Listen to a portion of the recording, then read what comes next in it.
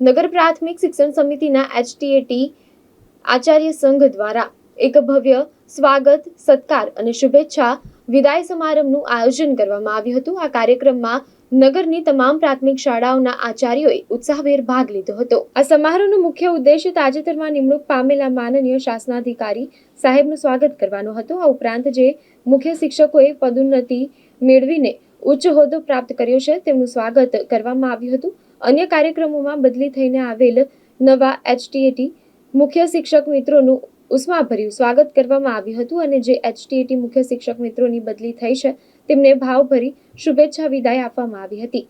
આ ખાસ પ્રસંગે નગરની વિવિધ પ્રાથમિક શાળાઓમાં નિમણૂક પામેલા નવા 13 આચાર્યોનો સત્કાર કરવામાં આવ્યો હતો, જ્યારે પંચ શિક્ષકોની બદલી થતા તેમનો વિદાય સમારોહ પણ યોજાયો હતો।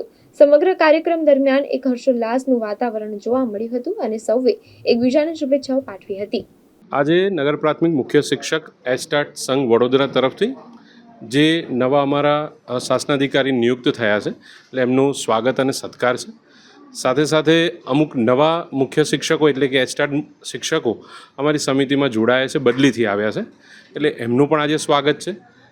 અમુક મિત્રો અમારા જે પ્રમોશનથી નિરીક્ષકની પોસ્ટ પર આવ્યા છે એટલે એમનું પણ સત્કાર કરવાનું છે।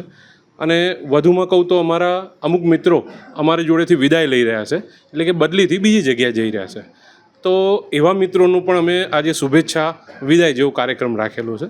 એક રીતે એવું કહીએ કે બધા મિત્રોનું સ્વાગત, સત્કાર અને વિદાય સમારંભ જેવો કાર્યક્રમ અમે આજે આયોજિત કર્યો છે। નગર પ્રાથમિક મુખ્ય શિક્ષક એચટાટ સંઘ દ્વારા આજે અમારી સમિતિમાં નવીન 13 આચાર્યો જોડાયા છે એઓનો સત્કાર કાર્યક્રમ છે। સાથે સાથે અમારા શાસનાધિકારી જે નવનિયુક્ત થયા છે એમનો પણ અમે સત્કાર સમારંભ કરવા આજે જઈ રહ્યા છે અને અમારા 5 મિત્રો જે બદલીથી પોતાના વતનમાં ગયા છે એવા મિત્રોનો પણ વિદાય સમારંભનું આયોજન આજરોજ અમારા દ્વારા કરવામાં આવ્યું છે, જેની અંદર અમારા તમામ મુખ્ય શિક્ષકશ્રીઓ આજે ઉપસ્થિત રહેવાના છે। સાથે સાથે નગર પ્રાથમિક શિક્ષણ સમિતિના અધ્યક્ષ, ઉપાધ્યક્ષ, ડીઓ સાહેબ, અમારા શાસનાધિકારી સાહેબ અને તમામ સભ્યો આ કાર્યક્રમમાં હાજરી આપવાના છે।